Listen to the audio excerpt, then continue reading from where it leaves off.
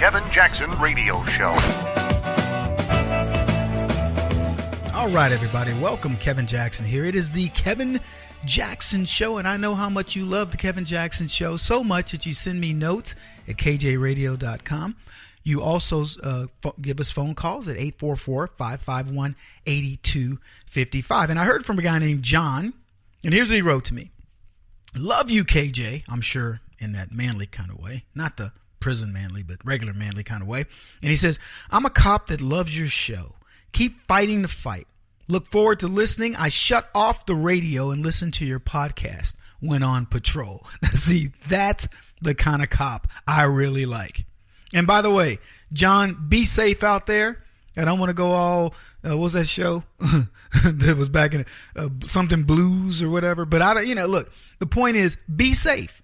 Because you know what? I want you to check out our movie that we're making to prop you guys up out there doing great work. It's called Bleeding Blue, the movie. And you can go to bleedingbluemovie.com to check out the trailer. And we got a new trailer coming that's going to knock your socks off. Movie should wrap here in a few. And it'll wrap by the end of the month. And then we go from there. Probably going to release it sometime in January. Wanted to get it out before the holidays. But it's not really a, quote, holiday film. But who knows? We'll see what happens. Anyway, bleedingbluemovie.com. John, thanks for the note. So I was talking a while back. And I really got after some folks who said, Kevin, you're sexualizing your website. We focus on race and class for the most part, and then we weave in messaging based on the things that I see. It's a show about ideas, and some ideas may be a little bit more sensitive to you than others, depending on how you were raised. My youngest son, this boy walks around. I mean, he doesn't do it like he's sporting himself, but he comes out of the bathroom, he butt naked with his towel or whatever. I never did that.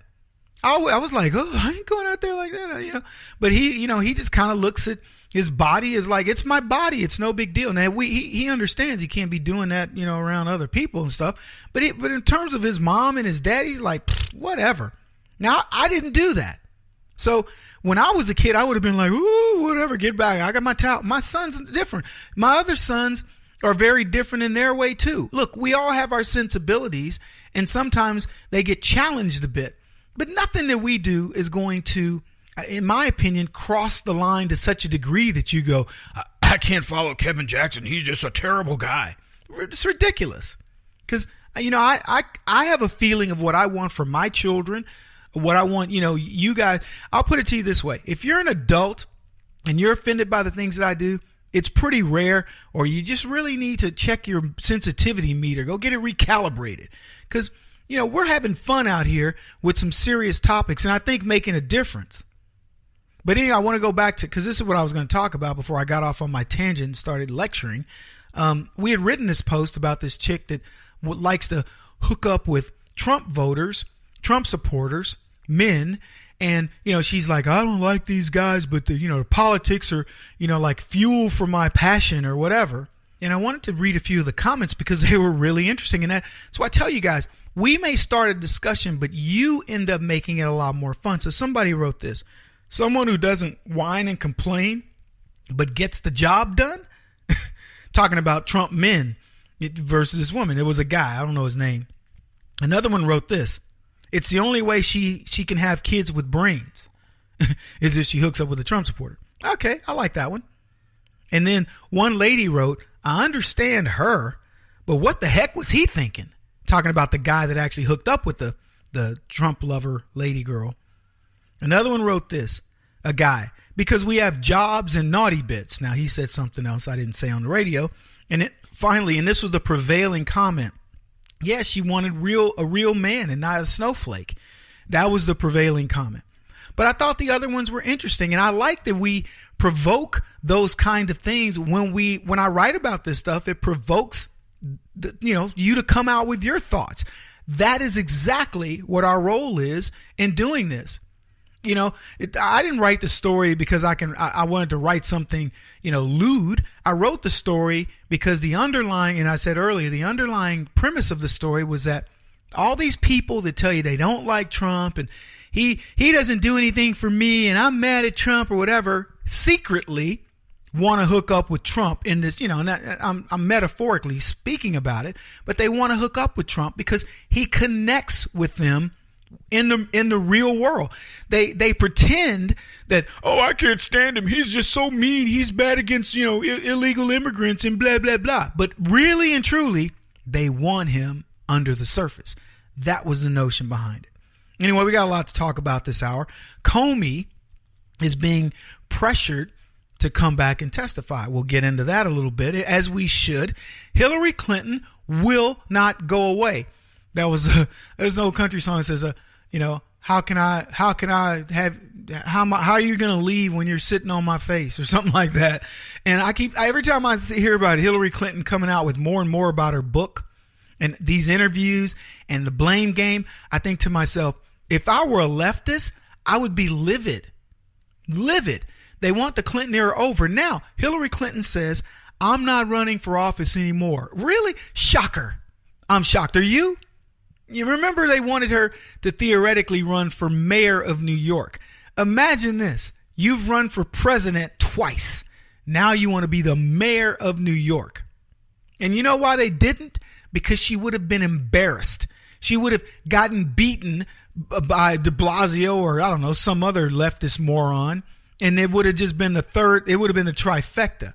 And by the way, the people who were trying to mount this whole thing for Hillary to run, they're going, the polling didn't come back so good on this. So Hillary is sitting there going, no, my political career, I'm done. I'm not going to run anymore. Even if they're asking me, let me tell you something. If they ask Hillary Clinton to run for president again in 2020, she'd do it. She would. If they gave her a poll that said, you could win this thing, Mrs. Clinton, or Secretary Clinton, she would go and do it for sure. There's no doubt in my mind. It was funny. One meme I saw said, Hillary, secret is in secretary, which is, and it got me curious about the origins of the word. Why do they call her a secretary, right? And maybe you guys know. Somebody let me know. Because I was thinking, when you think about a secretary, somebody who keeps your secrets, that's what a secretary does. That's what an administrative assistant does. There's an ASS, an assistant, isn't there? Anyway, yeah. So it got me curious. My producer, look, you guys solve. I just talk. You go solve my problem. So solve my curiosity during the break. We'll be back. This is the Kevin Jackson Radio Show. Do you owe back taxes to the IRS or state? The secret to avoiding the IRS nightmare is to seek professional representation. My friends at Security Tax Associates provide the most cost-effective and ethical representation in the industry while helping to avoid seizures, levies, and wage garnishments. Security Tax Associates is here to ensure that the appropriate steps are taken to permanently eliminate any possibility of future tax burdens once and for all. For a free, no-obligation consultation, contact Security Tax Associates, 844-779-4177. That's 844-779-4177. 844-779-4177. Or visit them at securitytaxassociates.com.